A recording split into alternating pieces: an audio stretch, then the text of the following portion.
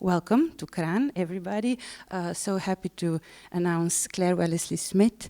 As I said, the presentation will be in English. The opening will be also translated to Slovenian language.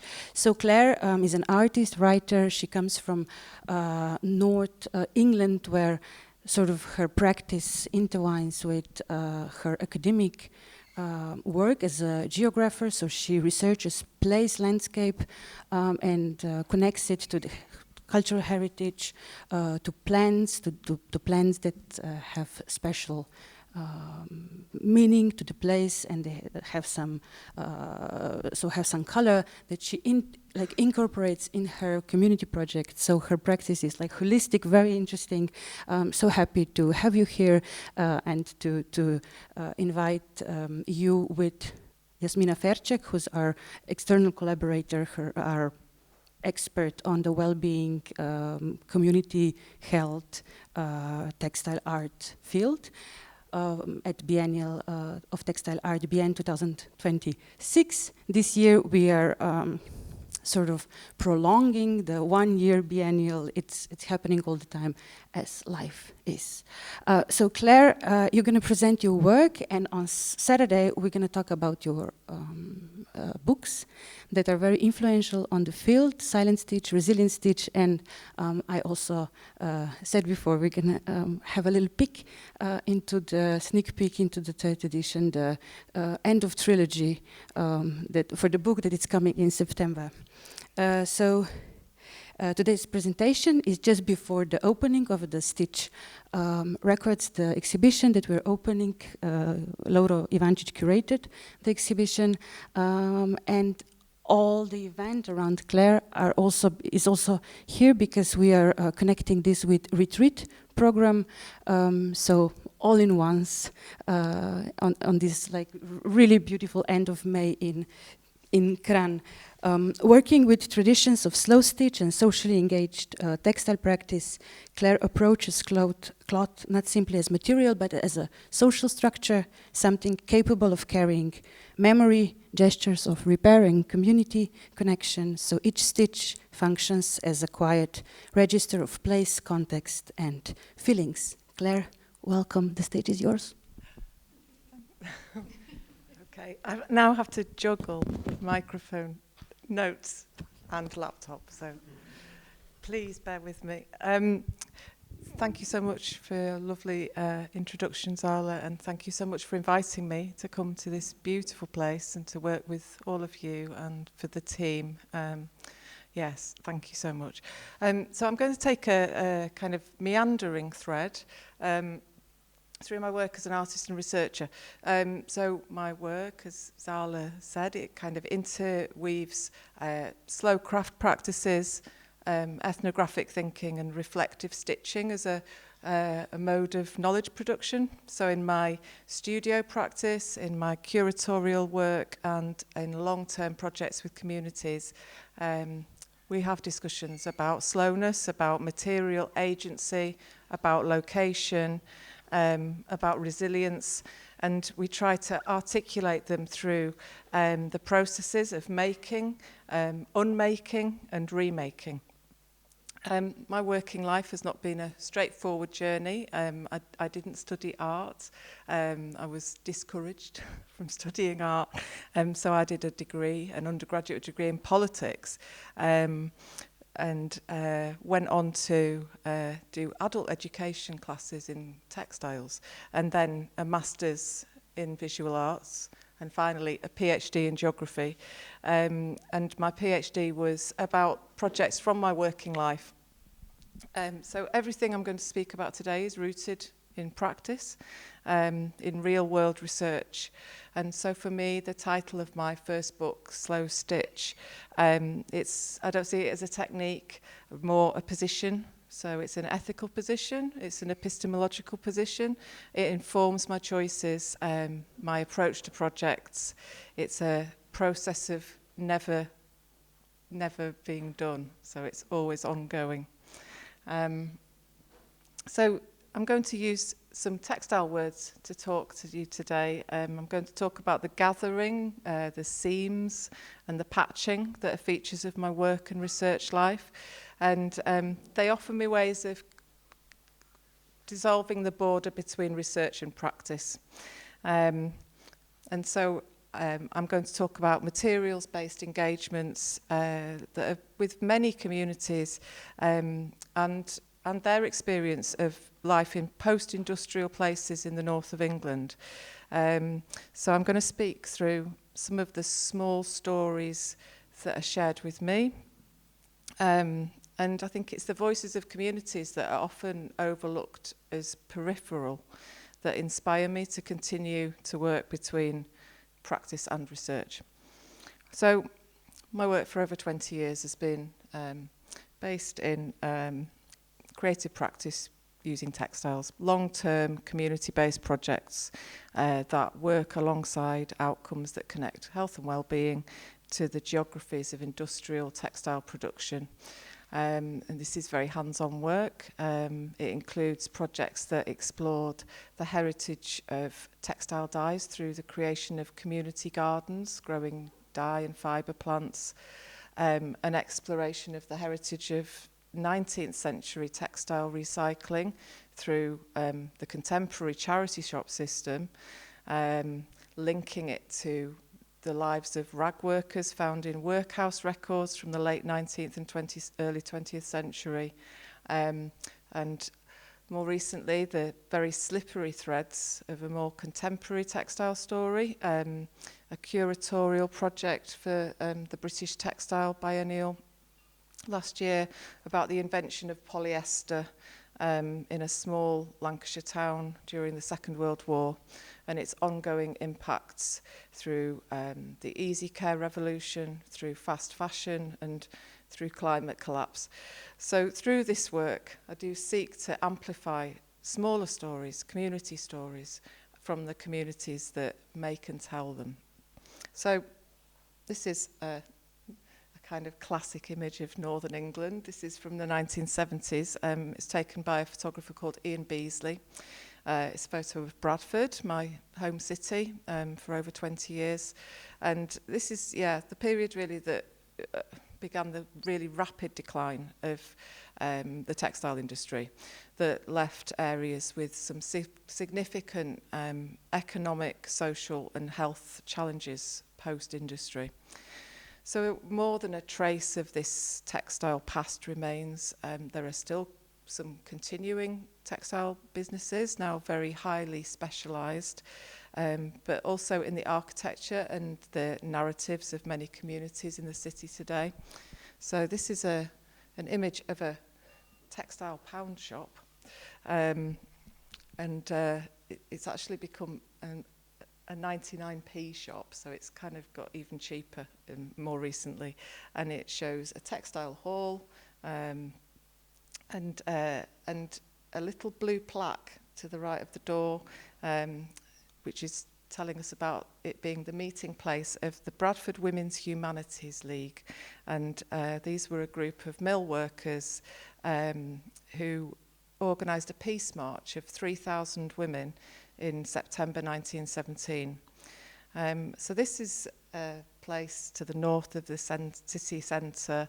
It's still surrounded by wool warehousing. Some of it's in a derelict state. And I made a piece of work that was reimagining the route of the women as they marched around the city for the centenary of their walk. So I suppose I'm always looking for signs and details, and the much changed workings of an inner city means that the boundaries that I encounter are kind of very different today. Mills have been converted to housing, slum clearance has offered new spaces for work and for socialising. And in the arts and health work that I've been engaged in over 20 years, I've always encouraged people to really engage with the built and natural environments of the city. So I challenge people to look up and usually find things like trees on roofs, and to look down. More plant life growing out of this time of pavement, but it's actually for you natural dyers, this is a very historic natural dye plant thriving very happy. So above the modern shop signs and the detailed stonework, we find these details. And I really like the work of a geographer called Maja, who talks about space and place. And she says, you know, when we travel around a place, you cut across a myriad of stories. And so instead of space being this flat surface, she says it's like a pincushion of a million stories. If you stop at any point in that journey, there will be a house with a new story. So my first textile word is gathering, where scattered sources come together, or a fabric is gathered with stitches. So I'm going to start around a very ordinary object, a table. Tables in community spaces do a lot of work, and they're used in so many different ways. So I've worked in spaces like portable classrooms, polytunnels turned into workshop spaces, church crypts, scout huts, community centres in repurposed Victorian schools, once a ballroom in a family home of a textile magnate. I've developed a familiarity with many different types of foldable table, because this is the work of community. You get bitten by spring-loaded devices and you come to know which ones are wobbly and might kind of fall over. So I learn lots of different room layouts and uses. You get used to turning up at a centre and the room smells of sweat and deodorant, and there's condensation all over the windows because there's just been a keep fit class in the space. You learn how to best set up the space for conversations that happen alongside making. And you can work out when the most recent bit of funding for the community centre came through the age of the table. So I like a table. And I'm in the habit of thinking geographically about everything, and I think tabletops in community places are a story so far. They can become quiet making spaces. They can host intense conversations about renewal and repair. They can be spaces of multiple languages and stories and advice sessions for new arrivals to the country.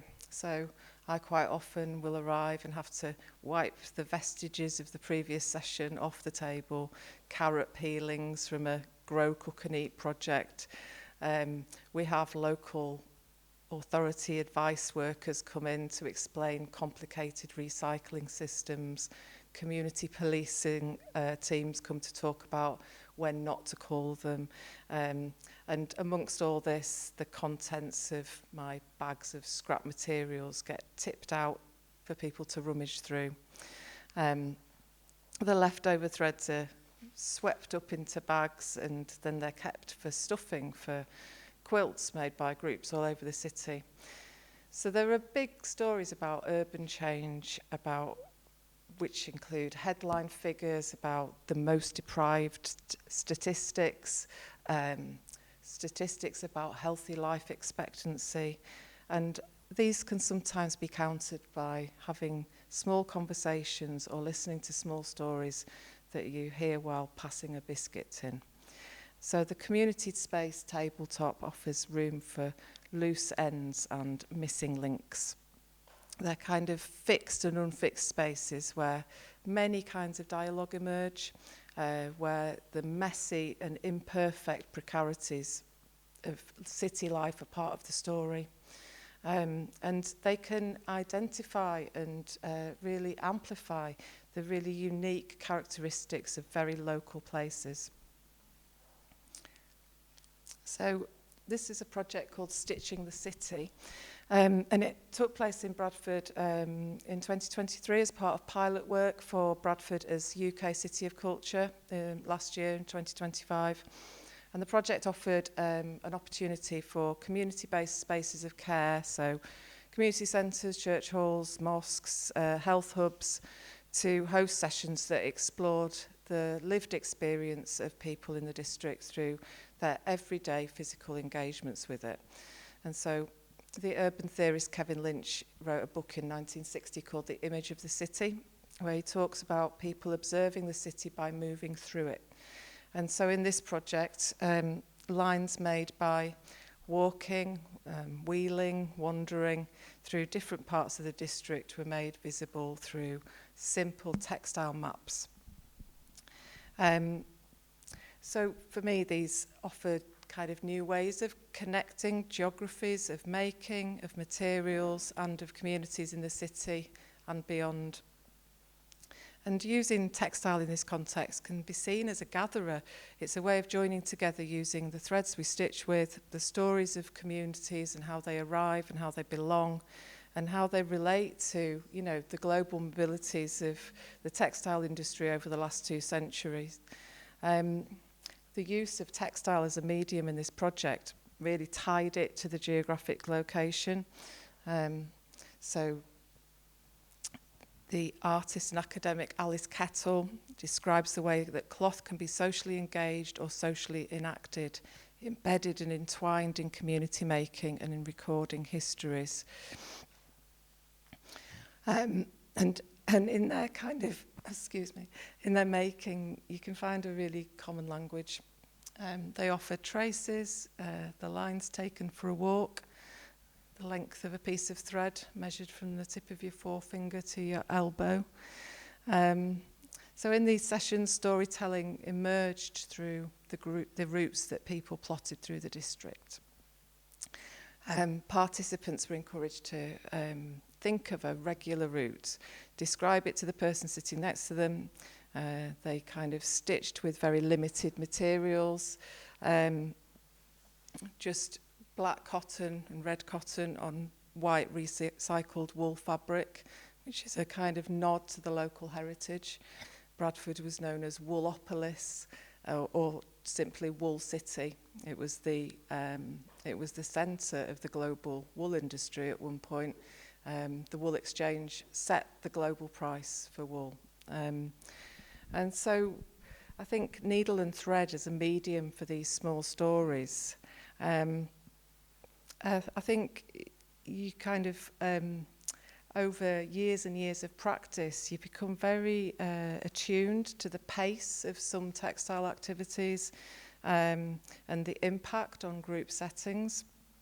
So the vibrant, steamy, colourful world of a dye workshop is fast-paced and it's noisy. There's little room for reflection in those spaces. The work of a community garden is paced differently. You're always working towards something, always impacted by the weather, always looking for flourishing and being attuned to small differences in growth. The stitching workshop, where needle passes easily through wool, offers an ease for participants. It took me many, many years to recognise the silence that sometimes descends during workshop sessions with stitching as a kind of gift. When I was less experienced, I rushed to fill those silences with questions and new conversation starters. But now I see the slow-paced recollections and storytelling in projects like these as a gift. The squares of fabric, they frame new spaces to tell stories of a city. Okay. Ooh. We were doing a little bit of mapping this morning in our workshop session, and we're going to be doing some more tomorrow. So my second word is seam. So yeah, you could have a line made by stitching 2 pieces together, a line in the soil when you sow seeds. So making connections between past and present and how one informs the other was a major focus of an artist residency. I worked on over a period of 5 years, and I'm actually working on again at the moment in a village now adjoining a town called Accrington in East Lancashire. And so this is a place at the midpoint of the Leeds-Liverpool Canal, a major route for the textile industry in terms of the transportation of materials for the production of cloth. So it was an area where several businesses engaged with turkey red production, a bright, wash-fast, colour-fast process of dye and print on cotton that used the Maja plant as its colour source. So turkey red production began in this area in the late 18th century, continuing until the 1920s, and it was part of the cotton industry north of Manchester, or Cottonopolis. The geography and heritage of this industry were explored when I was commissioned to do a residency called Local Colour. So the residency was in this rather grand house called Elmfield Hall, the former family home of a Frenchman called Frederick Albert Gatti, and it's now a base for a community social enterprise and charity working to reduce social isolation. So Gatti described himself as a manufacturing chemist in the 1861 census, and he was living in this house by 1853. He created a new recipe for turkey red production known as Gatti Red, and the house and the grounds are now a public park. The overlook is now demolished dye works, which is now a supermarket. So a very unusual industrial building on site would be quite easily overlooked. As you can see, it's not in the best condition. It's actually looking even worse at the moment, if that's possible. And this was his small personal dye laboratory. And so the project that I worked on, we used the tangible but very fragile heritage of this building, and alongside the development of a textile garden and local walks as part of a socially engaged programme with participants who attended the community organisation. So we brought together growing and making to explore historical connections. So we looked at using a whole process, so taking a seed, working towards fabric, and the roots of the Maja plant, which are tangled, they're very slow growing, they really embed in place. In fact, they spread everywhere if you let them, with a starting point. So through conversations with the community, we developed the work together. We had improvised workshops in a growing polytunnel, using the harvest of our Maja crop. We created prints using 19th century recipes on fabric with the groups. I was particularly impressed with this one, really like this one. We converted a laundry mangle, which had been made in another factory just down the road in the 1920s, into a printing press. This is a print of a Maja plant, actually. We made an installation in Gatti's personal laboratory for the British Textile Biennial in 2019. We had to make our visitors wear hard hats because the roof was not very secure. And we walked around the area, mapping the industrial buildings. This is a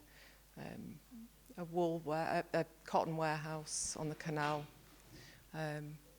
that was built in the 1820s.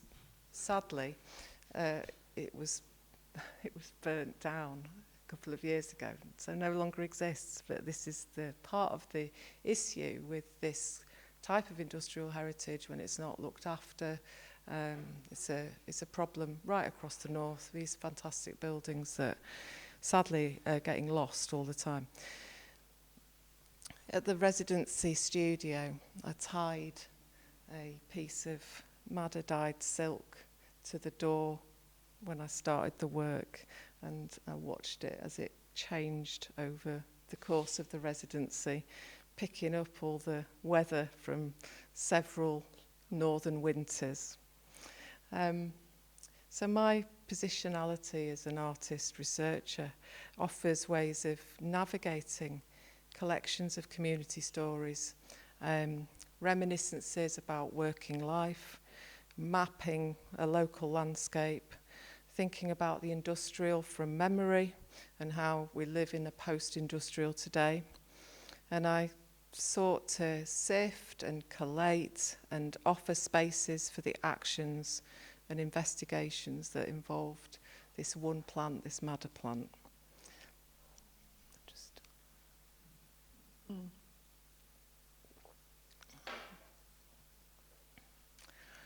So, my final word is patchwork, where fragments of cloth come together to make a whole. So, Kettle, Rivets and Felsey, in their 2013 edited volume, Collaboration Through Craft, say, we consider collaboration through craft is to recognise that making involves dialogues. So, bringing materials together, piecing and patching and reconstructing into a new whole has a heritage that goes back centuries.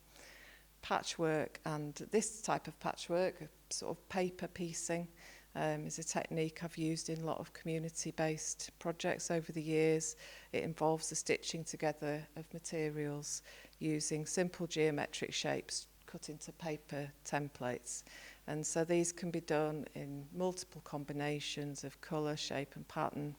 It's a generative process, growing slowly when stitched by hand. And it has the potential for many people to work on independent pieces that fit together, the borders of the cloth being reinforced. In academic writing, patchwork often alludes to messy combinations of things, urban spaces, communities, trying to live side by side.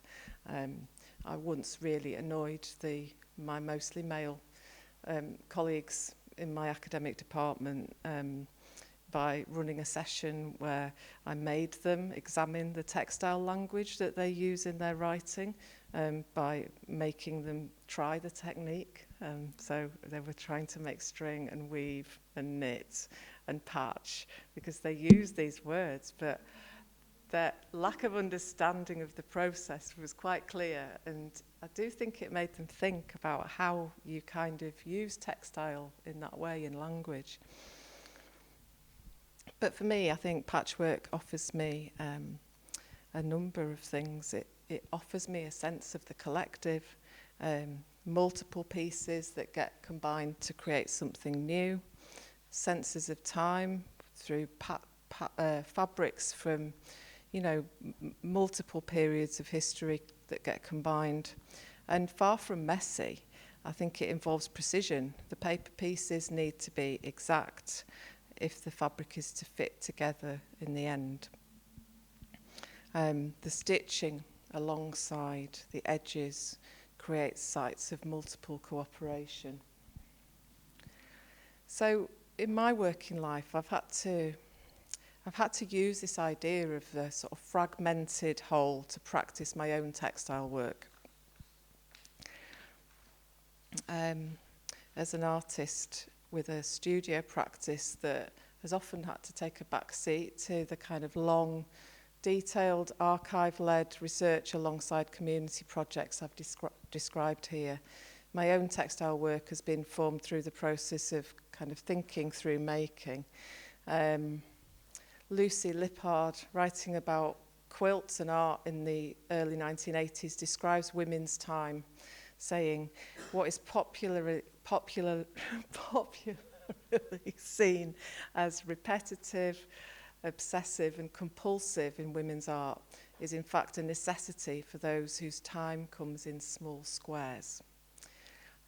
So my stitching, some of which is upstairs, beautifully curated by Lovro, it references my working life, the planning, thinking, process-led approaches, but also my interior life, informed by family, life with an autoimmune disease, the mess and the muddle of the everyday.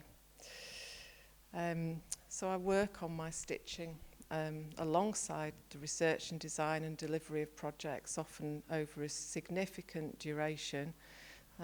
This is the archive box where my stitch journal lives, not at the moment because it's upstairs, and this is nearly 10 metres of densely stitched cloth. It was first something I did as a daily reflection and a desire to find my own creative practice whilst working on projects encouraging and facilitating others to participate in creative activity. And so this evolved to become a creative research method during my PhD, offering a materials-led output alongside the 90,000 word thesis I was writing.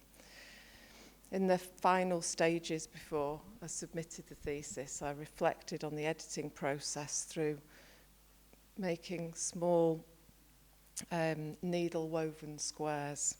The unpicking and rewriting was a constant feature of that time. So the neon thread, you can see, echoes the highlighter pen I was constantly wielding while moving paragraphs and editing sentences. And my needle marks felt a lot more precise than my writing. Other durational work, a research fellowship, was broken down week by week in a collection of reflective pages, also upstairs, a visual companion to my research journey that year. In other durational work, I celebrated 10 years of working my allotment garden with a daily reflection, using colours grown at that plot and matched to the average daily temperature at the site. Currently couching a 210 metre ball of bamboo thread in a continuous line on a piece of recycled linen, inspired by the embroiderer Mary Thomas's description of couching as working a bold, unbroken line. And so I'm seeing how my stitches measure time. So the gathering, the seams, the patching I've described through my working and research life, they offer me ways of bringing practice and research together. Materials are grown, they're collected, they're shared, they're remade. Different communities explore their cities and towns, reflecting on industry, post-industrial life and how they live together in the present, and how these things impact on their health and how creative activity can improve it. And I make, curate, write and explore ideas to bring them to a wider audience. So just to finish, I just want to say I really want to encourage those of you who bring practice and research together to tell the small stories and tell them in the voices of the people who did the sharing. It offers ways of looking at the boundaries and borders of your own textile work, what appears over the edges, around the corners, how life and real world research meet. Thank you very much.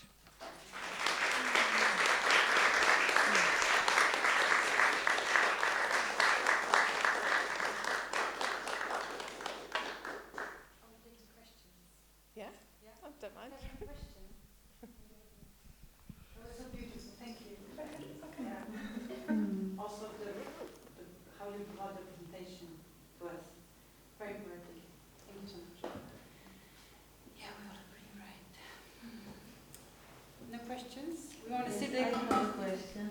Yeah. How did you decide this was your kind of stitch, the first one, when you started with the running stitch and not another one? It's probably because I'm not an embroiderer. So I'm not, you know, I don't come from an art school training. I don't come from I didn't do a textile degree.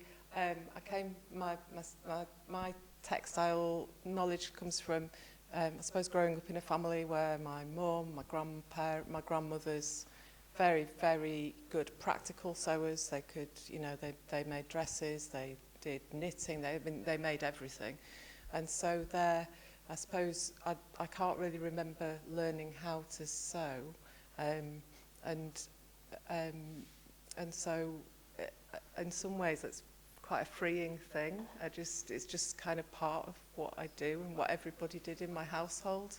And so the simplest thing, the simplest stitch, and particularly, you know, moving my work out into community settings, I'm always thinking about accessibility, you know, and how can the most people engage with something, and that just putting the needle through the thread, through the fabric and back down again is the simplest thing. So, yeah, and it creates a really lovely rhythm, actually. I think we talked about this in my teaching this morning, about this rhythm and having your own kind of internal rhythm for your stitches, and the simplicity of it really helps with that. Thank you. I found stitching, like drawing, the closest of textiles to drawing, so I like it because of that. How do you see, do you practice other artistic approaches, or stitching is the one, or? Yeah, I don't really draw. I mean, I draw a bit. It's I like the materiality, really. I like the way that textile moves. I like the way it changes. I like the way it transforms, and that you can transform it. So I think, yeah, I'm just very, very. Yeah. Not sketching, not planning, just No, straight onto the cloth every time. Yeah. Sorry, what was your first project that sort of led you to working with short range? Well, so my first project was quite a challenging project. I'd been doing some work with young people using textiles as a volunteer, and then got invited to do some work in a secure psychiatric hospital, which is quite a step. And it was in a different part of the UK, but the artist who invited me was just interested in how, in the playfulness of textiles, and because it was a very secure environment, the risk assessments meant that I couldn't take in scissors or needles, so we used handmade felt, so the fluffy wool tops with a wet process using soap and water. And of course it is a transformation. You go from this pile of fluff to a fabric, and you can choose the colour, and it was really powerful bit of learning for me, because that sense of transformation for people who are in a situation where they have very little agency over their own life was really very interesting. It was very moving, actually, because yeah, the way that the fibres knit together becomes something new. So that was my kind of gateway, I suppose. And then I was very, very interested at that point in developing more work in the arts and health sphere, really, because the place where I live, the health inequality is very pronounced. There, in the 3 miles from where my house is to the city centre, male life expectancy drops by 7 years, and in the next town, which is in the same district, by 13 years. It's like these are big and terrible statistics, and so there's a lot of work to be done.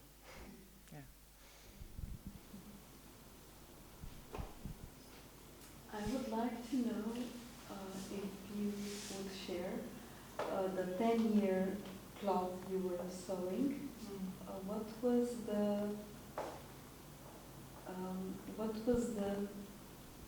Did it stop? So is this a closed project or is it still ongoing? And what was the point when you decided to finish it? If it is finished. Well, so you have to go back to the beginning of it to kind of. So the materials that this 10-year project were made on were a pair of curtains that were in my house hanging up in the window, and then they got very damaged, sadly, by my then 4-year-old, who threw a bottle of ink that I had left out all over them. And so my curtains came down and I had this fabric and I cut all these pieces out, had loads of it. And as I was cutting it up, I was thinking, oh, quite like the feel of this fabric. And when I started working on it, the sections are quite big. Still quite a lot of fabric was left.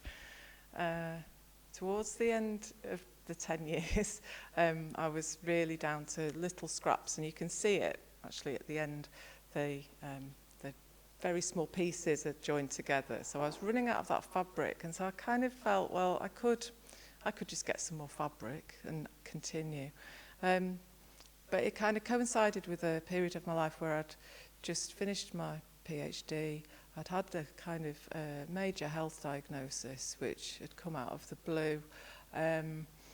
It kind of, from the pandemic onwards, I'd always worked with the whole thing on my knee. I'd have it all rolled up and then I'd be stitching it.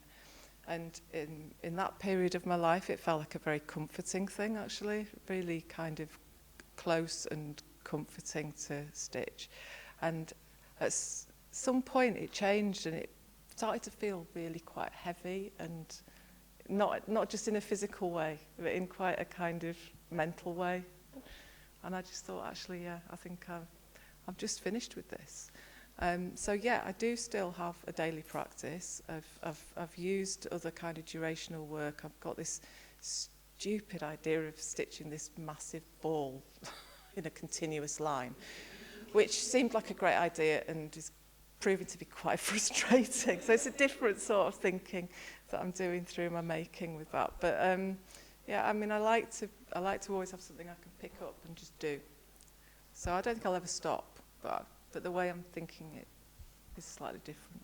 So yeah, a decade's a long time. There's a lot of stuff happened in that decade. And some of it, you know, because in a decade, good things happen and terrible things happen, and there's a point where you think, oh, do I really want to be looking at, obviously it's like a diary that only I can read, really, but I know there are things in there that relate to, you know, really kind of messy bits of life, and, you know, and maybe you don't want to be looking at that all the time. So yeah. Are we ready to see?